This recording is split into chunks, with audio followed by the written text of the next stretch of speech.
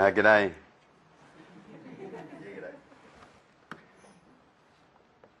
My name's Andrew Mahar, and I'm the founding director of Info Exchange Australia, which is one of the oldest not-for-profit social enterprises in Australia, and our mission is technology for social justice.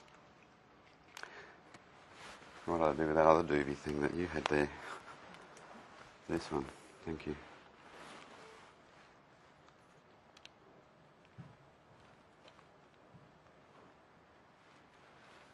I'm delighted to come across the ditch and share my experience of my professional life of working with community service organisations in disadvantaged communities. These include with Vietnamese refugee communities in inner city Melbourne, with Indigenous communities in Northern Australia, with homeless people in inner Melbourne, and with rural and subsistence communities in Timor-Leste, one of the newest and most impoverished nations in the world. In my presentation today, I'll give a brief overview of Info Exchange Australia, followed by briefly touching on digital inclusion, and then discussing the role of digital proficiency in community service organisations. Obviously, the context of my presentation is based around my experience primarily in Australia. However, this is the 6th presentation that I've given through the Asia-Pacific region to NGO Forum Days. And one of the things that is clear to me after having participated in those forums is that the issues that the community service sector face are common across the region.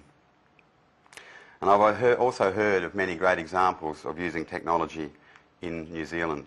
And that's fantastic.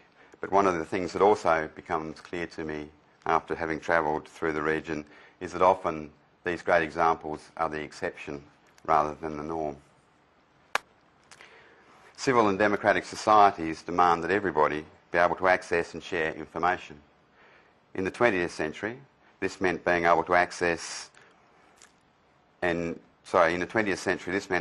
read and have access to print materials, radio and television. In the 21st century, this means having access to information and communication technologies. It means digital inclusion. The technological revolution is changing the way we live and work. And yet, all too often, the vital role that information communication technology, or ICT, can play in transforming the lives of excluded people is overlooked, dismissed, or little understood. I believe digital inclusion is one of the key issues that are confronting our world and requiring considered attention. No society can progress and build economic sustainability without taking advantage of the communication technologies that emerge as the society develops and ensuring that all citizens have access to it.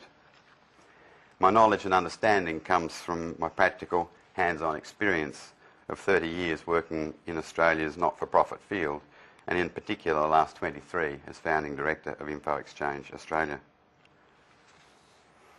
Like many good things, the concept of Info Exchange came out over a glass of red wine. I was at a party talking about the work on the streets of inner Melbourne, assisting homeless people with the problems that confronted them, needing a bed for the night, needing access to support services like drug and alcohol services, domestic violence services and material aid services. This work involved many phone calls seeking the required information. It was time-consuming, and more importantly, it was demeaning and demoralising for the people I was seeking a bed for. One of the fellows who was engaged in the conversation at the party said, "Why not set up a computer system to register the bed vacancies?" My level of technology at the time was a golf ball typewriter. I'm not sure whether many people recall those golf ball typewriters that allowed you to go. The one I had was an upmarket one that also had a self-correcting ribbon. And it's one of the things that I'm very pleased that Bill Gates introduced into the Word program was the spell checker, because I also went through the education system when having to spell and be able to add up were not a requirement of the day. Info Exchange started in 1988 in a garage in Springvale in Melbourne's southeast with a $2,000 social justice grant to look at how to streamline homeless people's access to crisis accommodation beds. The $2,000 was intended to be used for a feasibility study, but it instead was used to establish an electronic accommodation vacancy register. It was our first foray into improving the efficiency and effectiveness of the direct service delivery system and the work of community service organisations using ICT. As a point of interest, that vacancy service is still going today and has been extended to include respite accommodation, aged care and supported accommodation. One of the earliest ventures at Info Exchange was the establishment of a national electronic service directory, the Info Exchange Service Seeker. It was the first online searchable database of community services in Australia, providing for the first time access to information about what services were doing and where they were doing it. It was a move to coordinate the non-government sector and allow people to locate for themselves the agencies and services they needed. It was about empowerment. In Australia, we have 3 levels of government, all of whom put significant resources and money into the not-for-profit sector. Unfortunately, they do not communicate and coordinate across those levels of government. And so therefore, finding access to the information about services was difficult. The Info Exchange Service Seeker is today the largest community support services directory in Australia, containing information on over 250,000 services and agencies that are working to improve the welfare and well-being of Australians. The value of such a resource cannot be overestimated, both for the people needing to find a service and for the coordination of the service system, which of a large part is provided by community organisations. Over the past 20 years, Info Exchange has been creating and developing electronic applications to improve people's experience of the direct service delivery system. In particular, Info Exchange has been at the leading edge of electronic referral and service coordination, with over 7,000 primary healthcare practitioners now sharing client information in and across their networks. Around 15,000 referrals pass through the Info Exchange service-to-service service coordination and referral system each month. And this is cloud computing in action. Most recently, we're working with Microsoft, developing templates for the dynamic CRM that will allow an out-of-the-box solution for not-for-profits at a very attractive price point. The first release of these will be in December of this year, and I understand that there are a number of organisations in New Zealand who are actively using dynamic CRM, and we'll hear more of them during the day. Info Exchange is also actively involved in ensuring that all those who wish to access the new technologies, irrespective of income, ability, disadvantage or location, are able to do so. The Green PC enterprise, for example, that refurbishes superseded government and corporate computers, has distributed over 30,000 computers to individuals across Australia and created over 350 jobs for formerly long-term and unemployed people. This enterprise self-generates around $1 million a year. Today, Info Exchange employs 70 people and provides services into every state and territory in Australia, and is now nurturing a social enterprise based on the Info Exchange model in East Timor. Info Exchange is about technology for social justice. And today we focus on 2 related themes that we believe are essential in developing a modern, flexible society based on fairness, equality, access and justice. The first is digital inclusion, providing our clients with access to the information revolution. We must ensure that all those in our communities who wish to access the new technologies and the benefits that this brings are able to do so irrespective of their background. The second is digital proficiency, making sure that as community service organisations we have the facilities and skills to serve our clients. This is the path to improving the efficiency and effectiveness of the community service sector. Digital inclusion and digital proficiency are 2 sides of the one coin. Everyone needs to be included in the digital revolution, and organisations need digital proficiency to take advantage of that digital revolution. Let me focus then on the first fundamental action that will allow ICT to contribute to a modern society, digital inclusion. Governments and organisations that aim to establish their place at the cutting edge of social inclusion and development must embrace digital inclusion. And this requires more than the provision of computers or education in computer literacy. Digital inclusion is the new social and political policy. It is dependent on genuinely affordable internet access for all, particularly for the socially and economically disadvantaged. Universal access to the internet is a fundamental infrastructure requirement of any modern society that espouses social and economic development for the common good.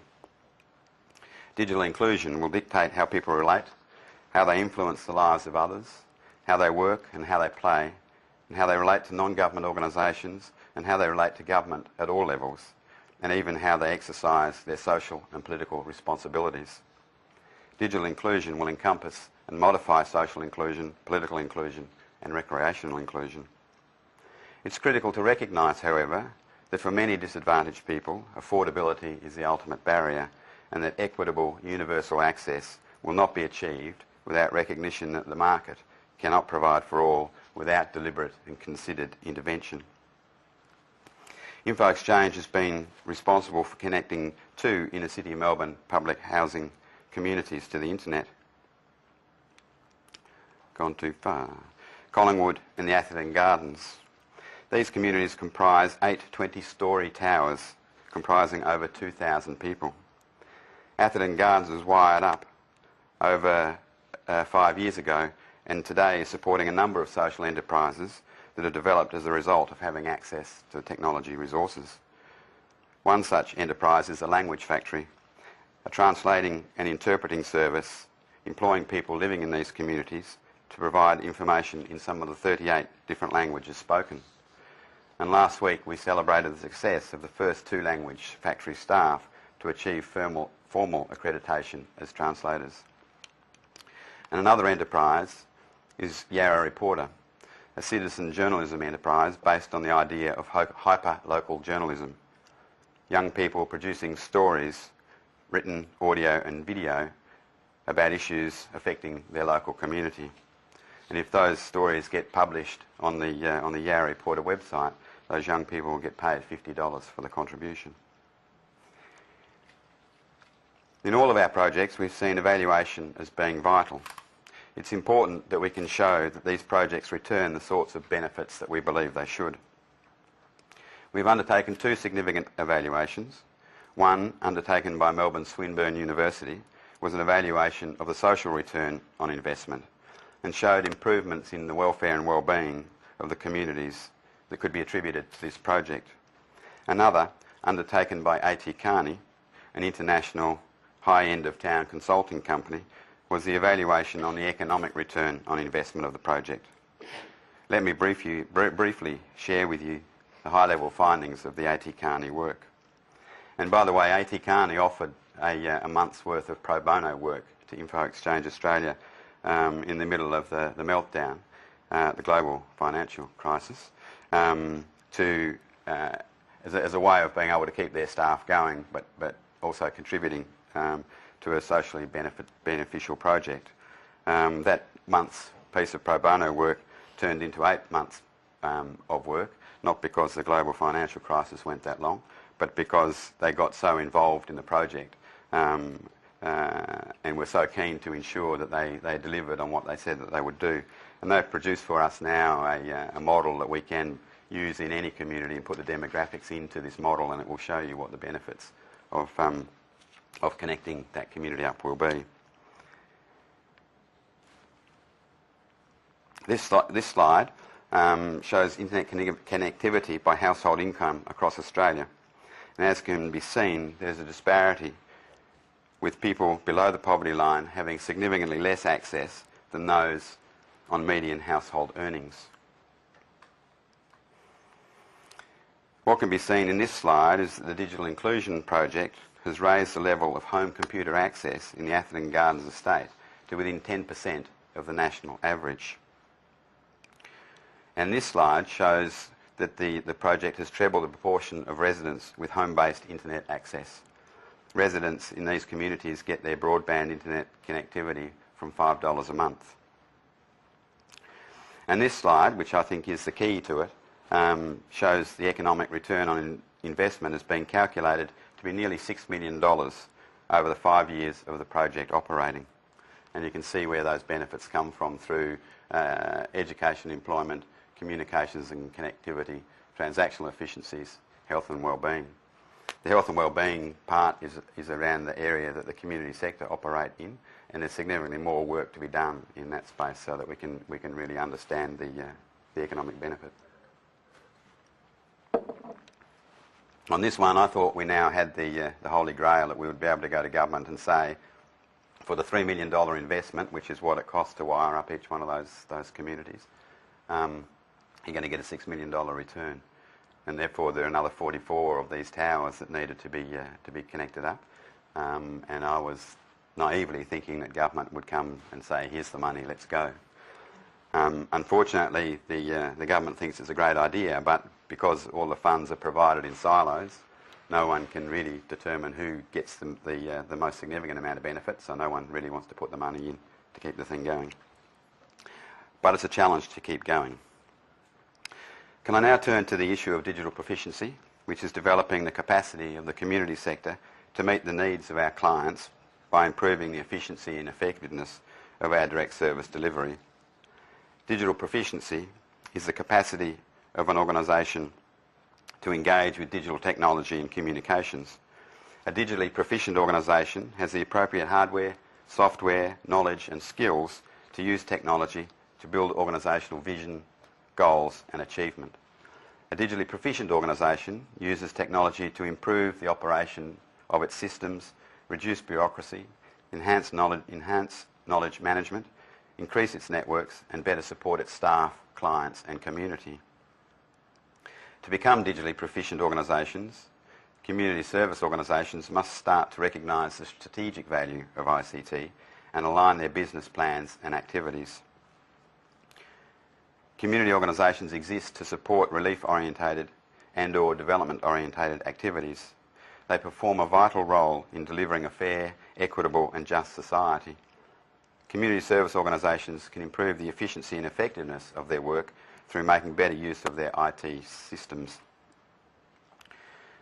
In 2009, Info Exchange carried out an audit of the capacity level and use of IT in over 400 small to medium-sized community organisations in Australia.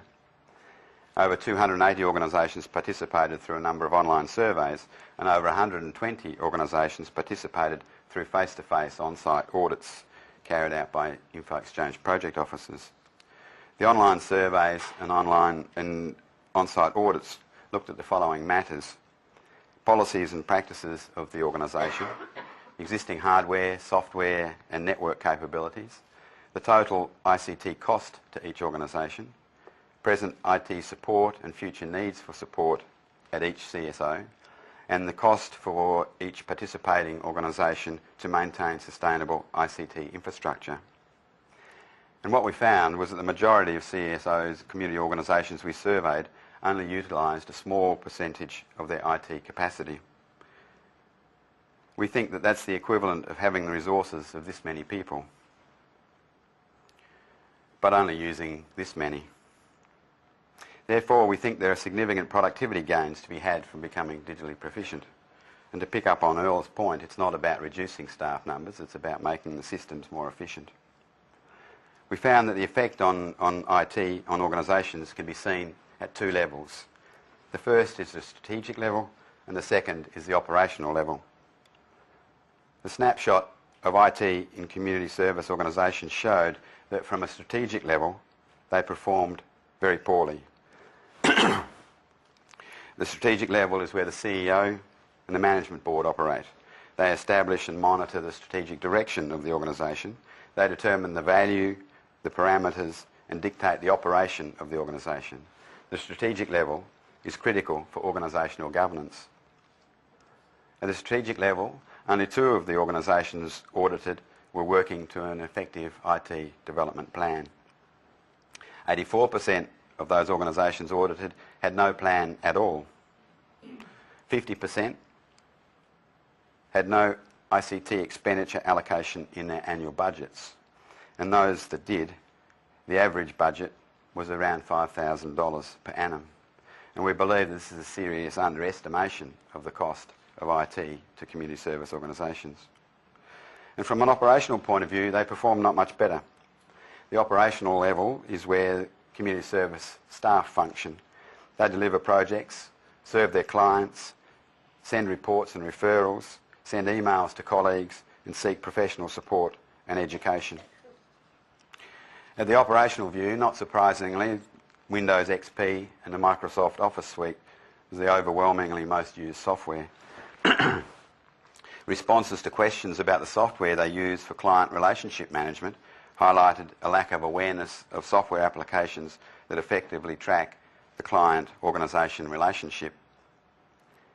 They use software that they're familiar with, and they rarely experiment or explore with new forms of software. And staff generally do not know how to find the right application to meet their needs. Our analysis of the survey data also shows that organisations need information about computer hardware and where to source it economically. Computer software that most effectively meets their needs, internet potential and its effective use, telecommunications procurement, and effective IT support and maintenance. Education and training is something that community service organisations suggest is vital for the communities they work with, yet over 51% of staff in the survey received no IT education training in the previous year. Staff need education and training in the productivity software use, internet use, IT collaboration within their community service organisation, between the community service organisations, and with clients and the community. A third of staff nominated either a lack of understanding or a lack of IT support as a barrier to its use. And nearly a quarter nominated a lack of time as a barrier to use. It's interesting when it's suggested that the effective use of IT can improve workplace efficiency. It's time to get smarter. IT must not be viewed as a tool. It's a strategic asset. It's a path to efficiency. It helps shape our client services and ensures participation in our professional networks. It is clear that the technological age requires a new proficiency, and that proficiency in this century requires the use of IT. We have to get smarter, and the time is now. It's never been more important and opportune than now. The growing demand for services makes this essential, and the opportunities provided by the development in technology, including cloud computing, shared services, and most significantly, shared client records, makes the time right to get amongst it. So let's get smart. The management board of any community organisation has always maintained the strategic control of the direction of the organisation and fulfilment of its mission and its legal and financial and accounting obligations. The computer revolution of the last 20 years has been so profound that it has changed the very nature of every organisation that has adopted its benefits. As a consequence, digital proficiency has become a matter of strategic importance for every management board. Management board oversight of digital proficiency must now rank as a fundamental strategic responsibility. Digital proficiency has become as important for the effectiveness of an organisation as responsibility for the skills and performance of staff, and even for issues like legal, financial and accounting performance. Management will need to become familiar with the level of information communication technology use in the organisation, its impact on the effectiveness of service provision, and the importance of establishing and maintaining IT monitoring and development programs. This is the way for the organisation to remain at the forefront of delivering a civil society. Management structures require that the appropriate involvement and acceptance of accountability of boards, CEOs, and IT and service delivery staff. An IT plan should be prepared to include specification of these structures, responsibilities and accountability. And the objective is the development of an IT plan that is aligned with the organisation's mission and ensures optimal service delivery. Board responsibility for establishing the plan has clear implications for the CEO. Maintenance of digital proficiency is an area where leadership, organisation and informed decision-making are vital issues, but also where grassroots capacity and initiative are also essential. Because digital proficiency is a process rather than a result, however, the CEO must be prepared for continual monitoring and reappraisal of IT plans, systems and performance. Digital proficiency must be seen as a series of improvements and not a task to be accomplished in order for the organisation to move on. An organisation's board of management should bear in mind that despite IT making up only a small portion of the overall organisational budget, it has a profound influence. 3 features: normal budget constraints, IT's increasing role in running and developing an enterprise, and the nature of digital proficiency as a process rather than an outcome have a significant impact. These features mean that establishment of board-level IT strategy will provide dividends far in excess of budgetary costs and will enable a more responsive and effective organisation more readily than could be achieved by any comparable action.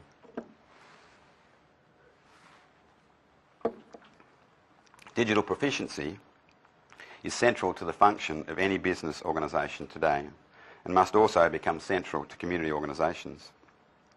Only then can they develop their efficiency and effectiveness and make the necessary contribution to increase in productivity so essential for the future welfare of any nation. For these reasons, IT governance must also become an integral part of community organisational governance.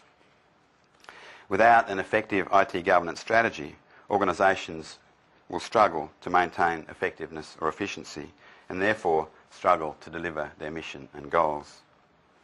So the challenges, and there are 2 as I see them.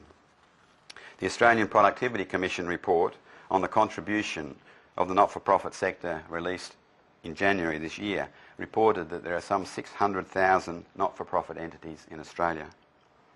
58,000 receive funding to assist them to deliver their services and activities. The total of these funds make up 8% of Australia's GDP. This makes the not-for-profit sector a very significant contributor to the Australian economy. Yet, as shown, it has generally a very poor record of using technology in innovative, efficient and effective ways to improve the delivery of the services. It would be a safe guess that a similar situation would be found in New Zealand. One of the remarkable features of the Productivity Commission report was that the draft that was released for public comment did not consider information communication technology or digital proficiency as a profound means of removing impediments and improving the efficient and effective delivery of government-funded services. While the final report did address these matters to a limited degree, it was only after organisations like Info Exchange and Connecting Up raised them. Therefore, it would appear that we have a challenge to get the government to understand that the not-for-profit sector will need support to develop its ICT capacity, particularly the small to medium-sized not-for-profit organisations.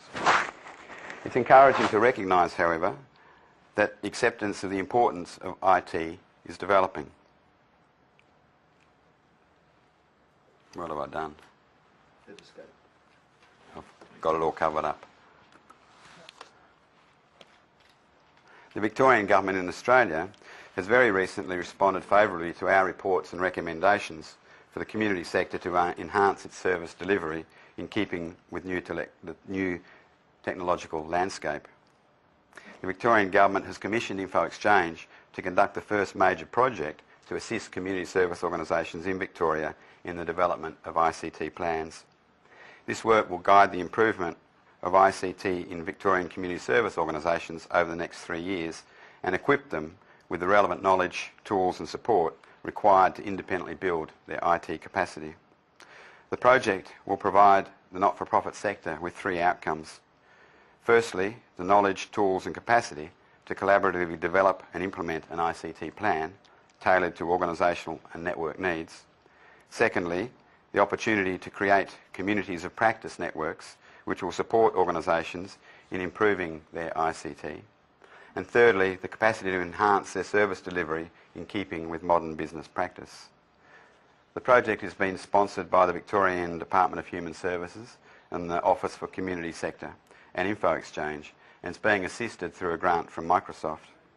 Microsoft and Info Exchange have developed a significant partnership over the past 10 years to develop a number of online applications to address the matters that I've raised today. I would like to acknowledge and applaud Microsoft, and in particular the Australian MD Tracy Fellows and her Community Affairs Manager Paul Clark for their vision and the direction they've taken. A willingness by the corporate sector to support the community sector to get its act together provides great encouragement. To make this a really dynamic process, boards and CEOs have to lead their organisations to a new model, one of genuine collaboration and partnerships across the sector. From a technology perspective, this means moving beyond email, the present universal internet tool. It means employing the full suite of communication technologies now available. Cloud computing, shared services and shared client records are ways of working that have the potential to improve the opportunity for the homeless to get a bed, for the person seeking respite to find time out, for the unemployed to find a job, for the hungry to find a meal, and for the mental health sufferers to find peace. Digital inclusion is about communities, and it's about the services that support these communities.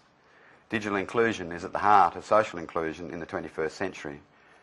And it's no good waiting on others to act on this. Community service organisations have to take the initiative for themselves.